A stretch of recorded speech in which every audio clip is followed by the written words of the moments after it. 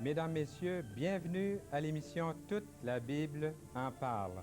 Notre invitée, Marianne Petitclerc. Elle nous parlera de son ministère auprès des enfants.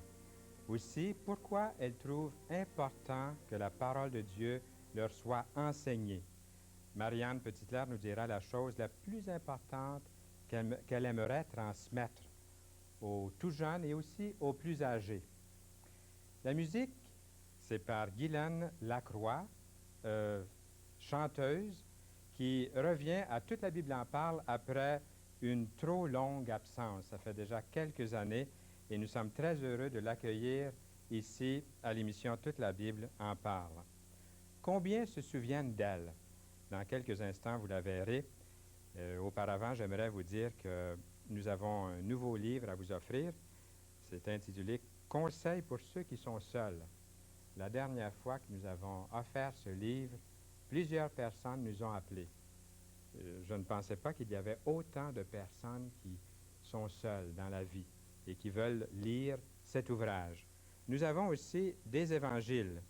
Si vous ne possédez pas déjà un Nouveau Testament, une Bible ou une partie de la Bible, nous vous offrons un évangile.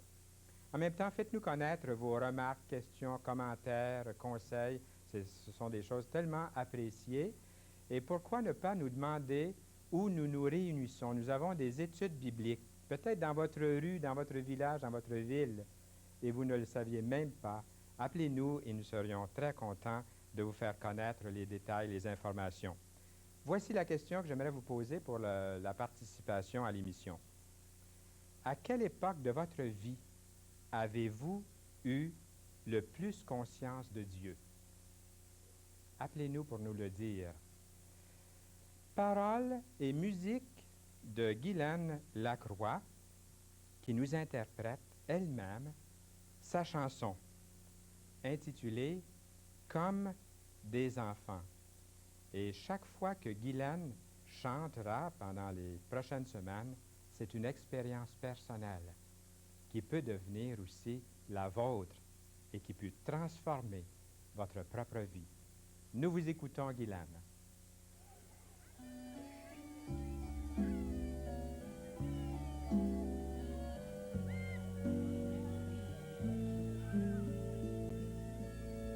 Quand je regarde tous les enfants marcher parmi les grands, soudain je me rappelle Jésus redisant pour entrer dans le royaume, il te faudra être comme eux.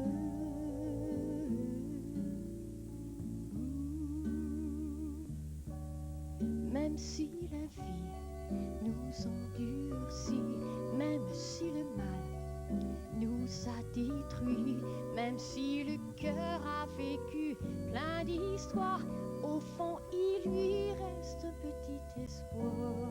Même si le monde nous rend soucieux, même si les temps nous gênent un peu, même si la lumière nous semble lointaine, tends la main, Jésus attend que tu viennes.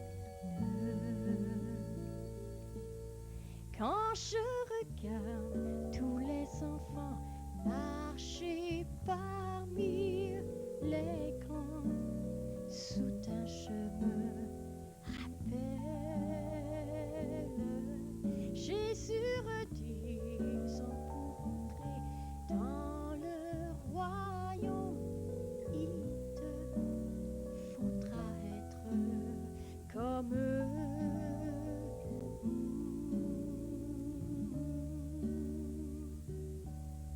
Même quand les ennuis nous surprennent, même quand la tempête se déchaîne, même quand l'orage est obscurcir le jour, Jésus te témoigne de son amour.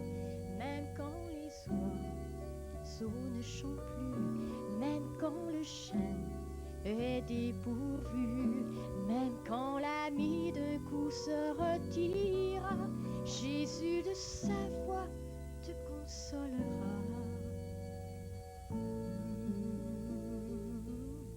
Quand je regarde tous les enfants marcher parmi les grands, sous un chemin rappelle Jésus redisant pour entrer dans le royaume, il te faudra être comme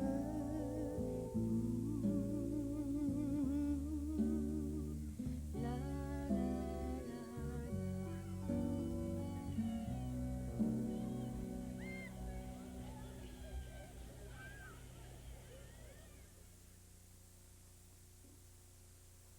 Merci beaucoup, Guylaine Lacroix. Elle va nous revenir vers la fin de l'émission.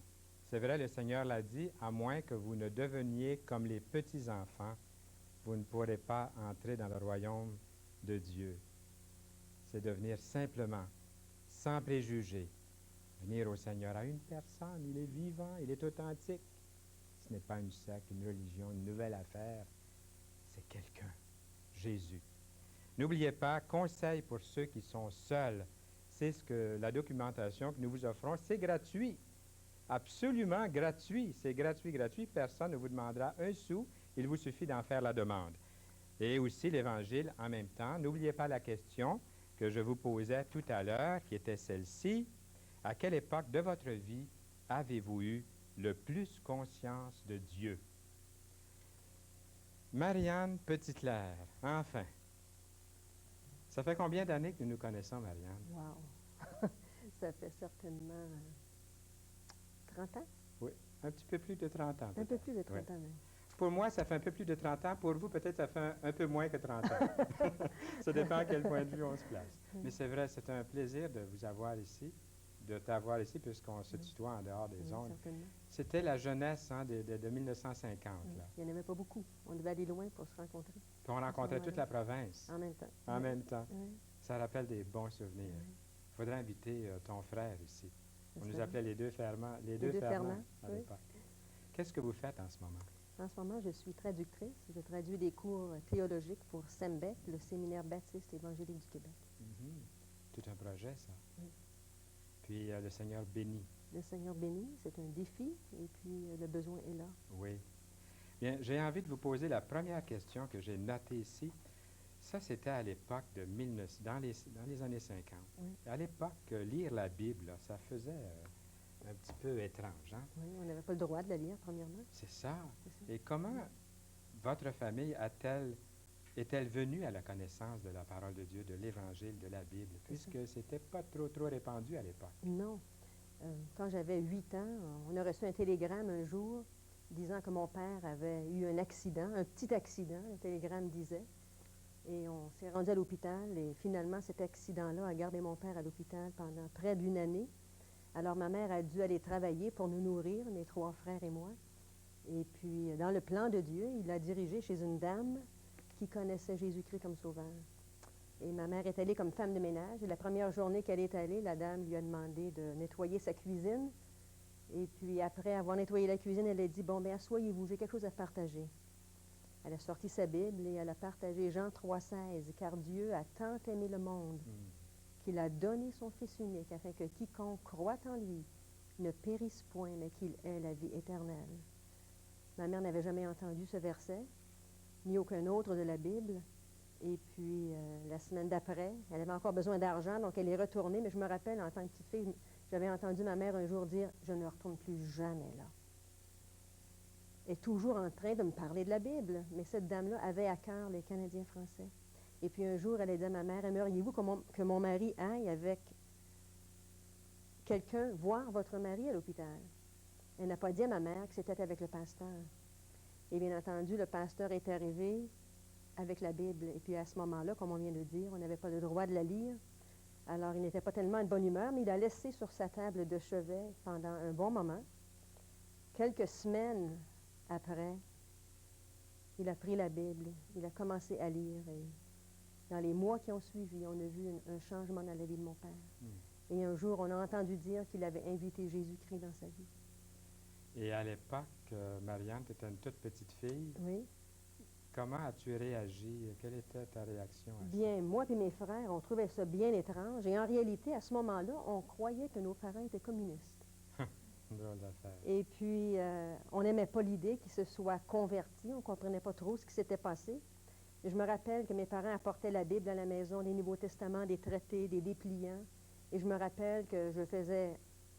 c'était un point d'honneur pour moi de prendre cette littérature-là, puis d'apporter ça à l'école. Et là, c'était détruit. Hmm. Et puis, je croyais bien faire, bien entendu, à ce moment-là. Mon frère le plus âgé, lui, quand les missionnaires venaient, il sortait d'essouffler les pneus des pasteurs. Et puis, Oui. on était vraiment contre l'Évangile, Mm. sans savoir trop pourquoi, jusqu'à ce qu'on nous amène à l'école du dimanche. Et c'est là que j'ai commencé à vouloir entendre parler de la Bible. Et j'ai commencé à aimer la parole de Dieu, parce que c'était enseigné à notre niveau. C'était formidable. Puis, par ma curiosité personnelle, qui vous enseignait? Mademoiselle Courtney nous a enseigné et mon premier professeur d'école du dimanche, c'était Thérèse Christic, que tu connais très Oui, bien. je l'ai connue justement. Elle est venue ici Oui. à l'émission Toute la Bible en parle. Oui. Vous vous souvenez peut-être d'elle. Elle avait installé quelque chose ici. Elle est spécialiste d'enfants et Oui. aussi elle nous avait apporté une leçon sur ce qu'on appelle le flanellographe, C'est ça. des figurines qui collent sur un Oui. tableau. C'est très intéressant. C'était mon premier professeur et Oui. grâce à elle, j'ai commencé à aimer la parole de Dieu. Hmm. Ça, c'était une époque où ça devait être difficile de prendre position. C'était difficile parce qu'on se sentait isolé, on se sentait seul. La parenté nous ignorait, nous rejetait même. Les voisins nous lançaient des pierres, nous criaient des noms. Et à plusieurs reprises, on est arrivé à la maison, les vitres brisées. C'était difficile. Plus tard, quand on allait faire de l'évangélisation, il arrivait souvent qu'on nous lançait des œufs, des tomates. Mais par contre, je peux vraiment dire que c'était des moments qui fortifiaient notre foi. Et puis à ce moment-là, j'ai l'impression qu'il n'y avait pas beaucoup de chrétiens qui se disaient chrétiens, juste de nom.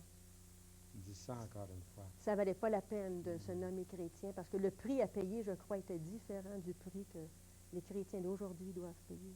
Pas vis-à-vis Dieu, mais vis-à-vis leur parenté et leurs amis. Au fond, Marianne, ce qui arrivait, c'est que les gens, on pouvait faire la prière à l'époque, Seigneur, pardonne-leur, car ils ne savent ce qu'ils font, au fond. C'est ça. Et c'est par ignorance ou par manque d'information que les gens réagissaient mal. Oui. Aujourd'hui, peut-être c'est l'indifférence. C'était peut-être mieux dans le fond. Oui, je comprends, parce que l'indifférence, on Oui. est vraiment impuissant devant l'indifférence. Et toi-même, comment es-tu venu à accepter le Seigneur Jésus-Christ dans ta vie? Eh bien, à cette époque-là, il n'y avait pas d'école protestante française, donc on nous a envoyés à l'Institut Feller. Et puis, même si ça avait été fondé comme un institut français, à l'époque où moi je suis allée, c'était anglais. Et puis, après avoir appris l'anglais, je me rappelle un soir d'avoir entendu un message. C'était Charles Foster qui enseignait ce soir-là. Et il a présenté l'amour de Dieu. Et puis, même si j'avais su que Jésus était venu sur la terre, ce soir-là, pour la première fois de ma vie, j'ai réalisé qu'il était venu mourir pour Marianne Petitclerc. C'était devenu quelque chose de très personnel. Et je savais que je ne m'engageais pas juste pour un soir, mais quand j'ai invité Jésus-Christ dans ma vie ce soir-là, je savais qu'il était non seulement mon sauveur, mais mon Seigneur. Et durant l'été, cette même année-là, je suis allée au camp de Bethel et je me rappelle d'avoir promis au Seigneur dans mon cœur qu'un jour, j'allais le servir à temps plein. Je ne savais pas cette expression à ce moment-là, mais dans mon cœur, je lui promettais de le servir. Alors, à 15 ans, quand j'ai commencé à travailler à la compagnie Bell, je me demandais qu'est-ce que le Seigneur va employer. Mhm. Mais le Seigneur m'a montré que le temps était venu et il m'a attiré à travailler pour lui. Déjà, pour cette compagnie, le Seigneur t'avait déjà montré dans ton cœur ce que tu voulais faire dans l'avenir, Oui, à 12 ans, je savais que j'allais le servir. parmi les jeunes. Pas nécessairement parmi les jeunes, je ne savais pas où, Ah. mais le Mais quand servir. est-ce que c'est venu, ça, l'appel précis pour les jeunes? Pour les jeunes, j'ai enseigné l'école du dimanche pendant plusieurs années et je voyais que le Seigneur bénissait mon ministère. Alors quand j'ai quitté la compagnie Bell, j'étais convaincue que j'allais travailler uniquement parmi les enfants, mais au fil des années, je crois que notre ministère peut changer. J'aime encore les enfants, je suis en charge de l'école du dimanche à mon église, je traduis des cours, des séries de leçons pour l'école du dimanche. Par contre, le Seigneur m'a employé dans différents domaines aussi, et donc la traduction, entre autres. Puis je me souviens aussi, Marianne, dans les camps, Mhm. j'étais directeur du Je me camp rappelle, Bethel oui. dans l'Estrie pendant 19 ans, je pense, en tout. Mhm. Pas toujours directeur pendant les 19 ans, mais j'ai passé par toute la gamme de responsabilités dans un camp. Et Marianne était là. Est-ce que, puis toujours pour donner de l'enseignement Oui, aussi. c'était toujours comme enseignant. Oui. Quelquefois en faisant équipe avec d'autres personnes. C'est ça. Mhm. Quand je suis allée au camp de Bethel la première fois, je regardais Mlle Courtney enseigner. Et dans mon cœur, je me disais, il n'y aurait pas de choses plus importantes au monde que d'enseigner la parole de Dieu. Oui. Quand on voyait ces deux dames vraiment consacrées, là, tout le monde voulait conduire les enfants au Seigneur. C'est ça. Oui. L'enfant est très important pour toi. L'enfant est très important pour moi et je crois que la raison principale, c'est que je suis convaincue de plus en plus que l'enfant est important aux yeux de Dieu. Et il y a un verset dans Matthieu, chapitre 18, où il est dit, c'est Jésus qui parle, et il dit qu'on ne doit pas mépriser l'enfant. Et puis je pense que c'est intéressant de voir que dans le dictionnaire, le mot mépriser veut dire estimer indigne d'attention, ne faire aucun cas de. Alors Jésus nous demande d'attribuer à l'enfant la valeur que lui attribue. Et je crois qu'il nous le démontre dans ce chapitre-là quand il dit que si on reçoit un petit enfant, c'est comme si on le recevait lui-même. Alors je crois que pour moi, l'enfant est très important parce qu'aux yeux de Dieu, il a la même valeur que l'adulte. C'est vrai. Juste aujourd'hui, je l'annonce là en primeur, je l'ai déjà dit, soufflé à quelques personnes, mais une jeune personne, une jeune fille, qui s'appelle Karina, je ne donnerai pas le nom de famille, mais qui s'appelle Karina, elle va se reconnaître. Elle a 14 ans, elle a regardé l'émission Toute la Bible en parle, et elle a ouvert son cœur à Jésus. Formidable. Et nous avons eu un appel de Blainville qui nous a dit, aujourd'hui, elle a accepté Jésus dans son cœur. Donc, gloire à Dieu pour ça. Les enfants peuvent vraiment, tu crois vraiment, et je sais que tu le crois, mais je voudrais te l'entendre dire encore une fois, que l'enfant peut vraiment croire, tout jeune. Jésus le croyait. Oui. Dans Matthieu 18, verset 6, il a dit, si quelqu'un scandalisait un de ces petits qui croit en moi.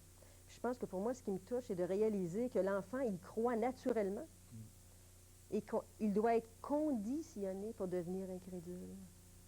Quand on parle à un enfant et qu'on lui dit que la parole de Dieu, c'est la parole de Dieu, il n'a pas besoin d'autre explication. Il l'accepte. Quand on lui dit qu'il est pécheur, qu'il a besoin d'un sauveur, par la foi, il l'accepte. Quand on lui dit que ce n'est pas les œuvres qui le sauvent, il n'essaie pas de faire toutes sortes de bonnes œuvres pour gagner son salut. Il accepte par la foi. Mais le problème, comme je dis souvent, c'est que nous autres, on a l'idée que l'enfant, c'est-à-dire, doit croire comme un adulte. Puis Jésus dit non, c'est pas ça. C'est l'adulte qui doit croire comme l'enfant. Donc, il est possible pour un enfant de croire. Aujourd'hui, on n'aime pas dire à l'âge de 12 ans qu'on est enfant, mais moi, j'ai été sauvée à l'âge de 12 ans. Moi, à l'âge de 11 ans. Et c'est la preuve que le Seigneur sauve C'est et vrai. qu'il garde ceux qu'il sauve. Ah, Et c'est oui, ce qui est merveilleux. je peux dire ainsi soit-il. Pour ne pas dire amen. C'est merveilleux. Puis, mais pourquoi trouves-tu important d'enseigner la parole de Dieu aux enfants? C'est parce que je crois que de plus en plus, on éloigne de l'enfant et des adultes, en réalité, les valeurs spirituelles. Et puis, si nous, en tant qu'évangéliques, nous ne transmettons pas la parole de Dieu, qui va le faire? J'ai entendu des statistiques il y a quelque temps qui m'ont un peu bouleversée. Je ne sais pas si tu avais réalisé qu'on prend un enfant, par exemple, qui commence à aller à l'école du dimanche quand il est tout jeune. Si cet enfant-là va à l'église fidèlement, chaque dimanche, jusqu'à 65 ans, sans manquer un seul dimanche, il aura eu 4 mois à 4 mois et demi d'études bibliques, si c'est juste là qu'il a ses études bibliques. Mais ce même enfant-là, rendu à 65 ans, il aura passé 9 ans devant la télévision. Et ça, ce n'est pas des journées de 8 heures, mais de 24 heures. Alors, ça veut dire qu'il y a quelque chose à quelque part qui ne va pas. On doit lui communiquer la parole de Dieu. Dernièrement, j'entendais une féministe qui disait « D'ici l'an 2000, nous aurons élevé nos enfants, je l'espère, non pas à croire en Dieu, mais au potentiel humain. » Puis je sens ça partout dans la lecture, dans les films, dans toute la société aujourd'hui. C'est ce sur quoi on met l'accent, le potentiel humain. Moi, en tant qu'enfant de Dieu, j'aimerais dire à tous les jeunes que je connais que leur seul espoir, c'est Jésus-Christ. Est-ce que c'est ça le message le plus important que tu voudrais transmettre? Entre autres, j'aimerais leur transmettre, bien entendu, que Jésus les aime inconditionnellement et qu'en lui, on a la réponse à tous nos problèmes. Et j'aimerais leur dire aussi que Jésus frappe à la porte de leur cœur et qu'ils peuvent, par un acte de foi, l'inviter dans leur vie pour qu'ils deviennent enfants de Dieu et qu'ils puissent le servir toute leur vie. C'est pour ça que j'aime travailler parmi les enfants, parce que non seulement ils sont sauvés, mais ils sont sauvés pour le servir pendant toute la vie. Marianne, nous allons revenir à la fin de l'émission pour le mot de la fin, la bénédiction, pour ainsi dire, qui vient du Seigneur toujours. Mais pendant une petite minute, quel conseil donnerais-tu à celui qui est là, celle qui est Bien, là? si cette personne-là est un parent, je pense que j'aimerais dire un peu ce que j'ai entendu l'autre jour, une petite fille qui a regardé un vieillard en train de planter un arbre. Puis elle a dit à ce vieillard, « Mais qu'est-ce que vous faites? » Il a dit, « Je suis en train de planter un arbre. » « Pour qui? » Ben, on ne dit pas pour moi. Pour mes enfants puis mes petits-enfants. Mais elle s'est mise à rire en disant, « Vous ne serez même pas là pour le voir pousser. » Il a dit, « Je le sais. C'est pour ça que je le plante maintenant. » Ouais. Alors, pour les parents, j'aimerais les encourager à instruire leurs enfants sur la voie qu'ils doivent suivre. Et pour le savoir, ils doivent regarder dans la parole de Dieu. Merci beaucoup, Marianne Petitclerc. Merci, ça me fait C'est un plaisir. plaisir d'avoir eu ce privilège de causer ensemble. Et à la fin, nous revenons pour les quelques mots de la fin.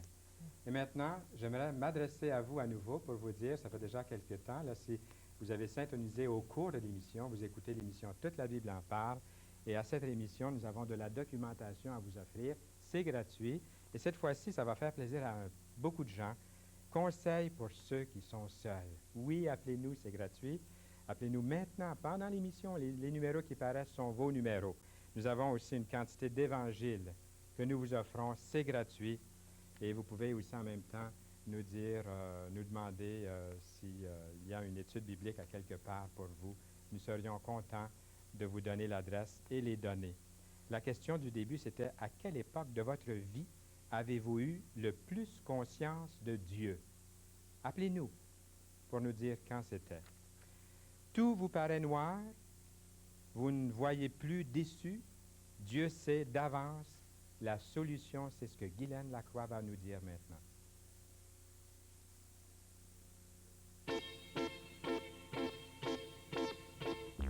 Persévérance, c'est le mot qu'il faut dans la vie chrétienne de tous les jours. La connaissance, c'est très important pour une meilleure croissance de tous les jours. Quand tout nous paraît noir et perdu, on n'y voit aucune issue.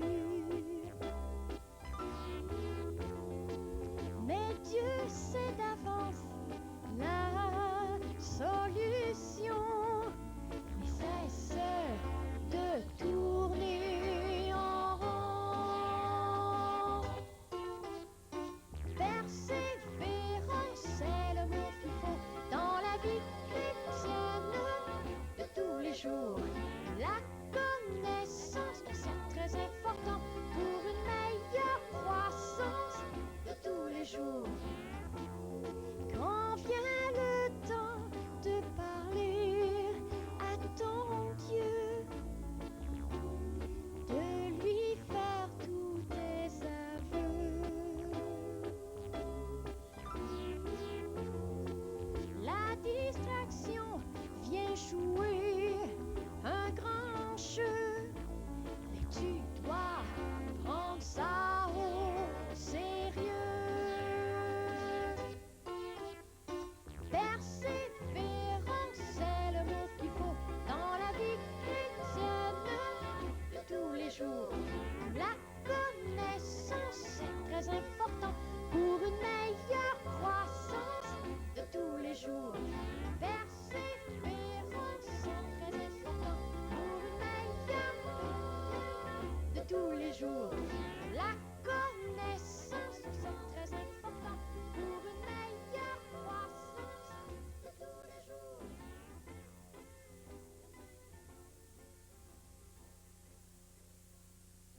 la parole de Dieu nous dit de persévérer dans la connaissance de Jésus-Christ. Et c'est à cela que nous voulons persévérer, comme l'Écriture le mentionne. J'aimerais vous dire, si vous n'avez pas encore profité de l'offre, conseil pour ceux qui sont seuls et l'Évangile. N'oubliez pas d'appeler maintenant, et si les numéros ne paraissent plus, vous pouvez toujours noter l'adresse à la fin de l'émission. Nous nous tournons à nouveau vers notre invitée, Marianne Petitclerc, pour le mot de la fin, Marianne.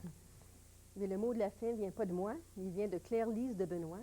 Pour faire suite à ce que je viens de dire, un jour, elle a dit « Plus on sème serré, moins on laisse de chance à la mauvaise herbe de pousser. » Plus on sème serré. Moins on laisse de chance à la mauvaise herbe de pousser. C'est bon. Merci, Marianne Petitclerc. Et revenez-nous bientôt à l'émission Toute la Bible en parle. Merci. Que le Seigneur bénisse votre ministère parmi les jeunes et toutes les activités que vous avez en ce moment. Merci. La prochaine émission, dès la prochaine émission, Guylaine Lacroix reviendra chanter pour nous. Notre invité sera nul autre que Walter de Souza. Vous le connaissez déjà.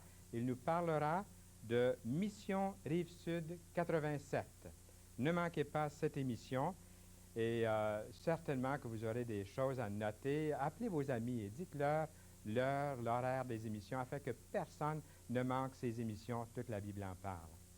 Et d'ici notre prochaine rencontre, c'est Fernand Saint-Louis et toute l'équipe qui vous disent au revoir et à bientôt.